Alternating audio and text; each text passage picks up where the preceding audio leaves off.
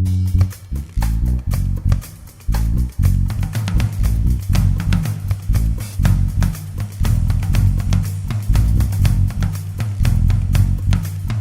here today for a discussion about transportation, an issue that the NAACP cares very deeply about.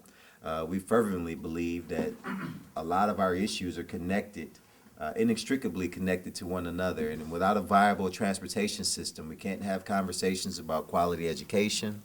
We can't have conversations about access to health care. We can't have conversations about opportunities for jobs.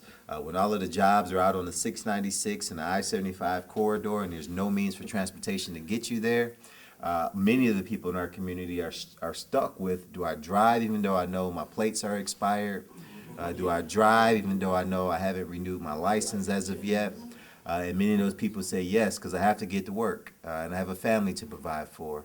And then when you pull it over and you throw on tickets and you throw on driver's responsibility fees, and I couldn't afford to get my tags in the first place, so of course I can't afford those things. And in the meantime, I still have to get to work, so I keep driving. Now I'm driving with a suspended license, and you see how that process, it begins to load the pipeline to prison process. And so transportation is very important. With us today is Ms. Tiffany Gunther, Transportation Planner for SIMCOG, Ms. Ruth Johnson, Assistant Director, Transportation Riders United, and Ms. Triette Reeves, the Director of External Affairs for DDOT. I'm going to ask that they come in that order, and following Ms. Triette Reeves, we will have Ms. Chanel Jackson, the Director of Outreach and Strategic Relationships of Regional Transit Authority, RTA. And so we're very excited to have these individuals. Let's give them all of a round of applause. I'm gonna ask they come in that order. Take a few moments to share with us any updates you have and important news to share. And then what we'll do is we'll have our Q&A following the final presentation so that we can be encompassing of everything. Does that sound good? Yes. All righty. Ms. Tiffany Gunther, Transportation Planner with SIMCOG. Good morning. Good morning. Thank you for having me here again. I know that there are some mixed feelings about my organization. I'll just put it out there from the start. The Southeast Michigan Council of Governments has to make some difficult decisions, and we talked about voting rights, and we do respect and value those, and we do put things to a vote, but we are a regional organization, so I will get into some of that, but I just want to put that out there from the start, that I acknowledge the audience I'm in front of, and I'm open to any questions you have for me. Bring it on. I'm ready. I think that this is a wonderful idea to have us ladies from all of these agencies concerning transportation to come together in one place to talk about the issues, because it's going to bring a very broad perspective and talk about the challenges and the opportunities that are coming up, because it's an exciting time for public transportation, in my opinion. So, what are we doing? There's been some confusion about who's in charge, and before I get into details, I'd like to offer a little bit of clarity between SIMCOG's current role and what SIMCOG's future role is going to be. SIMCOG's current role, we are still the Metropolitan Planning Organization. We still are responsible for long-range planning. We're still responsible for programming money in the Transportation Improvement Program, and we're still responsible for input into issues concerning public transit. That won't change. We'll still provide input, we'll still provide data. In the meanwhile, the RTA has formed, they do have a board, but they do not have dedicated planning staff. They have interim staff that's currently helping them to get their organization up and running, but it's not in the best interest of anyone in this region to stop what we're doing and wait for an organization to get planning staff to get up and running so that we can pause and then start again on something that is actually moving forward with the knowledge that we can continue moving after we finish the planning stage. So what we're working on now is the Woodward alternatives analysis. Just a show of heads, no or yes. Are most of you in this room or any of you in this room not familiar with the New Starts federal process? All right, all I needed was one. Real quick. Right. Even if you're involved in it, you still may be wondering what it is. New Starts. It's the Federal Transit Administration. That's the regulatory agency, and it's called the New Starts Program. I'm going to give you this background before I tell you what we're working on, because I think it will help you understand where we are and how we're there. The New Starts program, if you don't have your own stash of millions tucked away in some bank account, and you want to start a new capital project to put higher level transit on the road, you got to go through this process, because this is where the federal money comes from. It's a program that is matched. They say 80-20. It's a competitive program, so typically it's more like 60-40, 70-30, sometimes 70 on the municipality side and 30 depending on how much money that municipality or region has to offer. So it's very competitive. When you work in New Starts, you're competing with the New Yorks, the Chicagos, the LAs, the nation. They have about 180% more requests than they have funding available. So I'm going to start with that. That's the preface. So this is a very competitive process. It's very prescriptive. So we hear a lot, why are you studying Woodward? We have studied Woodward so much, and it is so overly studied. Why in the world are you doing alternatives analysis? You know what to do. And that's the problem with getting federal money, is you follow federal rules. And the first step in the New Starts process is alternatives analysis, which is a study. It typically takes 18 to 24 months. In this region, we are unique.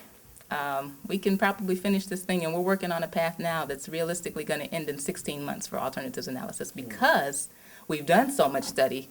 We can provide those inputs. We have a model that only needs to be tweaked. It doesn't need to be built. So that's I guess the silver lining of all this planning that has been done, is that we're not stuck in this process for longer than necessary. After you finish alternatives analysis, you come up with a locally preferred alternative. Many of you who were involved in the Woodward Light Rail have been through that part of the process.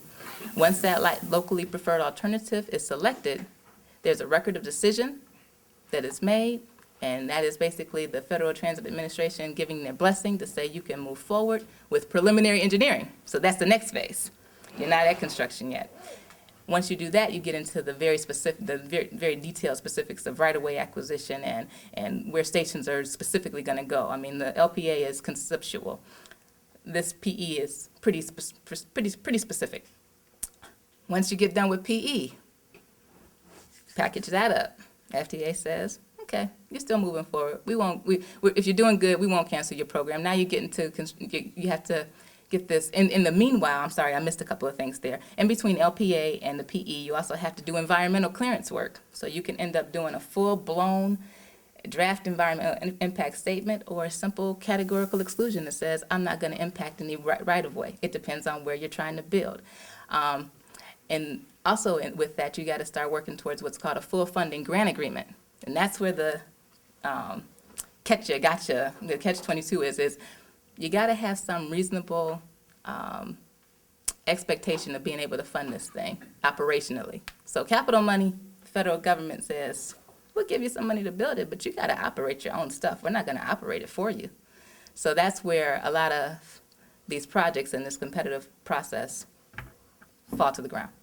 And that's where we have typically lost our competitive edge. Now, the FTA is so used to us coming to them with these projects that they are so excited about us having an RTA that they're like, let's go. What can we do to help you? They're ready to move. They have a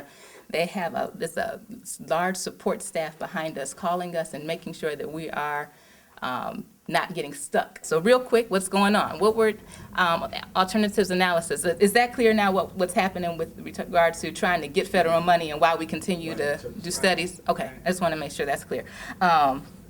It's a 27-mile long project. We're going from the riverfront to Pontiac.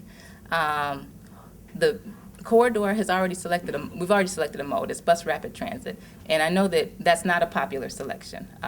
However, we have to understand our political environment and our economic climate. And to build rapid transit, you need upfront money. You pay first and you get reimbursed, is how it works. And so with that, we would love to be able to support and say the ridership substantiates that we need to have light rail, but we need to have the money to match it, to build it. We got to be able to support that financially and politically. The will right now is BRT, bus rapid transit, is the new sexy at FTA, and that's what gets us competitive. And we've got to be competitive, because without it, they can squash our project. So I'm not against BRT. I think it's actually kind of neat. I've been out to visit the Health Line, and I think in Cleveland, and I think it's a really good alternative. It does the exact same thing that light rail would do, but it costs less to build. Operation-wise, the dollars get a little similar there. BRT may even be a little bit more expensive, but right now, we're trying to do what we're able to do, and you can take the dedicated lanes of BRT and convert them to LRT in the future once you can afford it. But in the meanwhile, we're doing what we can. Where am I?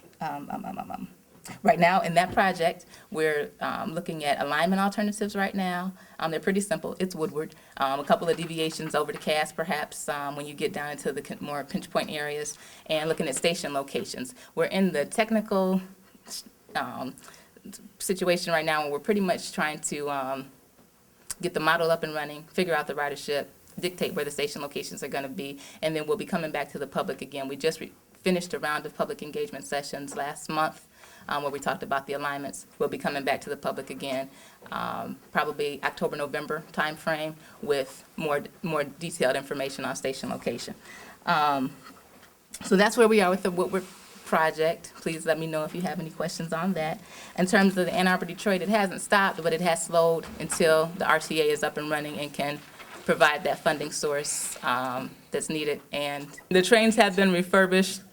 It's kind of in conjunction with the high-speed rail. I don't know if any of you have been out near Dearborn, but that new Amtrak station is going in, so those will be the same stops that this commuter rail service would use. So we're really benefiting from high-speed rail on this particular project, where it's able to get some of that money to support and to bolster what's going on with the smaller efforts. So there's that. The Wally project, I honestly cannot give you an update on because they haven't met in a while. The last that they spoke, they were on conceptual station design. They were in conceptual station design. That's going from Howell to Ann Arbor. That's a project. That's a commuter rail project along US 23 to basically get people into Ann Arbor in the morning and out back to their homes in the evening. So that's pretty much the Wally. So with that, I am going to probably wrap it up so that you ladies can get on here. And so that is all. And with that, who's next? Thank you.